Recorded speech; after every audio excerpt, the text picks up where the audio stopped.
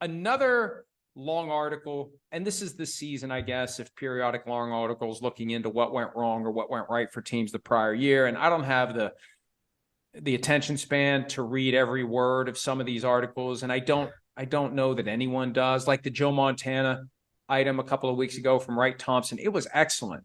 But I'd be lying to you if I said I finished it. I started it with every intention of finishing it. But you get to a point where, I mean, it just has to end at some point, and it just keeps going and going and going. So the Sean McVay item from The Athletic came out yesterday. Jordan Rodriguez wrote it, and I have yet to read any of it. Someone who did shared with me their thoughts on it. I'm going to take a look at it, but there was something that you saw in it that was noteworthy, and I'll give you the floor so you can explain it in the event that I try to do it and get it wrong. Okay, well, thank you, Mike. But yeah, I mean, it's one of those long reads, and I thought it was a good read by Jordan Rodriguez, as you mentioned. Did you read all of it? Yes, I read all of it. I read all of it. Liar. No. When I say I read all these things, like I actually do try to read them, and then that's how I form my full. Do you skim? Do you skim? Do you ever get to a point where you're just like, I can tell this paragraph has nothing useful in it, I'm moving on? Or do you actually read every word of every paragraph? Because I'll skim through them. Because you can tell, like, this chunk of it means nothing to what I do. I'm just going to scroll past it. Kind of. Yeah. I mean, but that one, because of my connections to that franchise, I read every word of that one. But there are some where it's like, okay, yeah, like let's keep it moving here. But that in this one in particular, I did read all of it. And that's why I noticed this detail in it I thought was kind of interesting. And it's that you had Allen Robinson, wide receiver, who obviously had a pretty, nondescript season for the Rams before he got hurt. But he was planning to sign with the Philadelphia Eagles in free agency. And then at the 11th hour, basically, Sean McVay, Matthew Stafford, Cooper Kupp, they got on the phone with him and they convinced him to sign with the Los Angeles Rams instead. And so that was one of those things that made you feel like, if you're the Rams, wow, we've got a good player. We've got a really good receiver. We can envision him flourishing in this offense. But then what happened was Matthew Stafford had the elbow procedure where he had the anti-inflammatory injection. And so he wasn't practicing really fully throughout training camp until kind of the end of it. And so that's why there was no built-in chemistry with Allen Robinson and Matthew Stafford. And then Allen Robinson just didn't have the kind of season, before all the injuries, of course, that happened with the Rams. He didn't have the kind of season that they envisioned. And there just was no chemistry between those guys, because his chemistry was with John Wolford, because that's who he was practicing with. So that was just one of those things that I saw in that. And I was like, that makes a lot of sense. But I mean, imagine if Robinson signs with the Eagles, then there's no AJ Brown trade, right? And then who knows how good the Eagles are or are not at the wide receiver position. So it's just one of those little things that has a butterfly effect.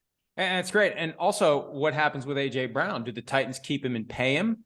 Is John Robinson still the GM? Yeah. Because you don't have the Mike Vrabel angry get up and pace around the draft room when they pull the trigger on the AJ Brown trade. Because that's the thing. For every one of these deals, you have to have someone who's willing to make the deal, give the money, give up the first round pick.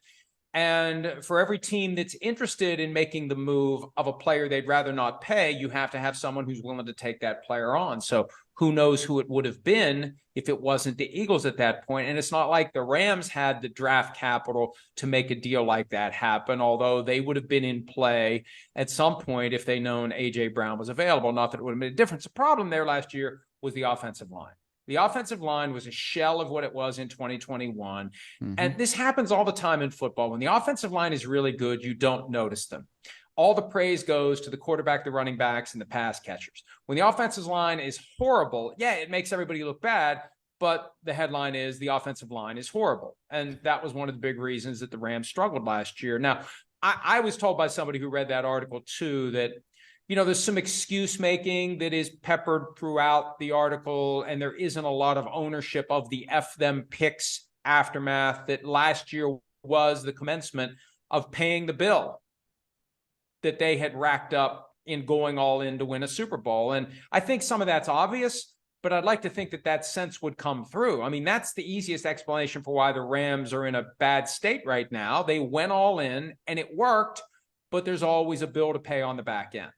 Well, I think it's not just that there's a bill to pay, it's that they've been missing on some of their draft picks, right? I mean, that's basically, if you're going to say that we're going to go all in and we're going to push our chips in and we're going to use the high picks to go out and get veterans like a Jalen Ramsey, et cetera, then you have to hit on whatever picks you have that are left. And some of those picks have not really been hitting. And so that's why, when, despite the fact that you've got all these injuries along the offensive line, I mean, some of these guys they've drafted that have not been the kind of productive players that you had early on in the Sean McVay era. I mean, Cooper Kupp, one of the best receivers in the NFL, he was a 3rd-round pick. John Johnson, a player that they drafted, developed, and then he left, and they got a compensatory pick for him. But those picks haven't necessarily worked out. So that's where also, if you're going to say F them picks, yeah, it's F them high picks, but the low picks you got to be right on, and they haven't. Hi, it's Mike Florio. Thanks for watching PFT on YouTube. Hit subscribe for the latest news and analysis from Pro Football Talk.